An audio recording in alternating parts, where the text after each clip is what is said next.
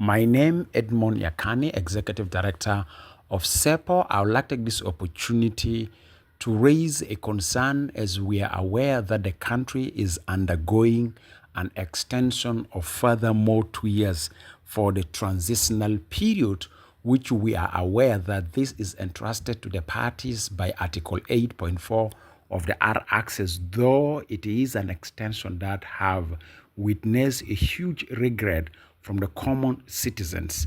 But this opportunity, I would like to take it to raise a concern to the attention of the leadership of the country and the presidency of what need to be done to make this extended 2 years of the transitional period count or deliver results that meet the expectations of the citizens.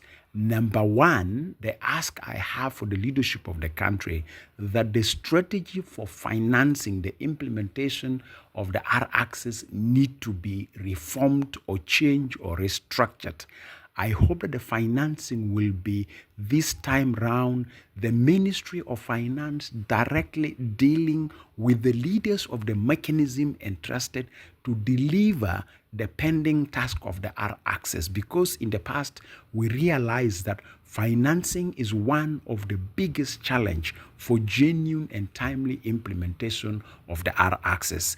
The second thing is that the top leadership of the country need to sit on the driving seat for every implementation of the pending tasks by responding positively to the results or the reports of the RGMEC meeting in terms of recommendation generated by RGMEC, because in the last 6 years, the leaders at the level of the presidency have no attention to the recommendations that are generated from RGMEC meetings. This time round, take them serious and take them into account. The third thing is that focus have to be in the first 6 months of the extended transitional period. Focus have to be on these 3 milestones at the same time with adequate and timely financing. One, unification of the forces, the constitutional making process, the transitional justice process, and financing all action that contribute in creating a conducive environment for the conduct of the elections, and civic education and institutionalization of the electoral mechanisms need to happen in the first 6 months of the extended 2 years for the transitional period.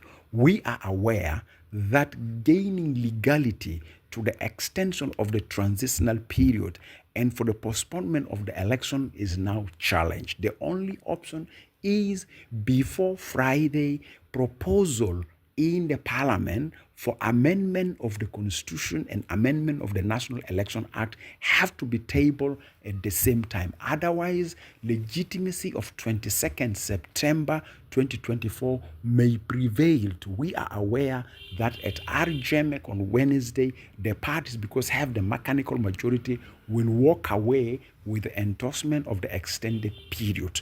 But the challenge is how speedily will the parliament take an action to make sure that amendments on the Constitution and amendments on the National Election Act, Amended Act 2023, is taken up seriously before 22nd September 2023.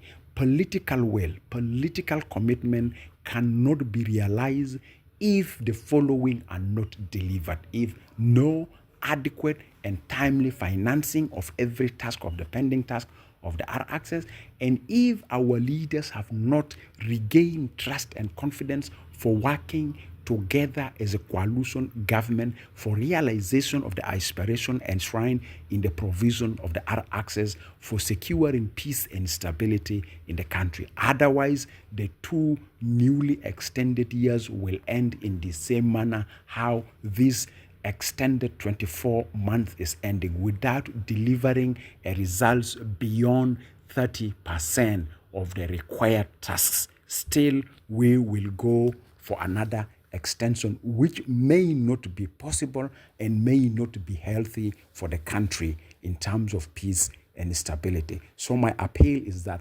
members of the presidency take responsibility. The last 6 months, we have seen you not taking adequate and timely responsibility for engaging in a genuine and successful political transition of the situation in our country. Thank you very much.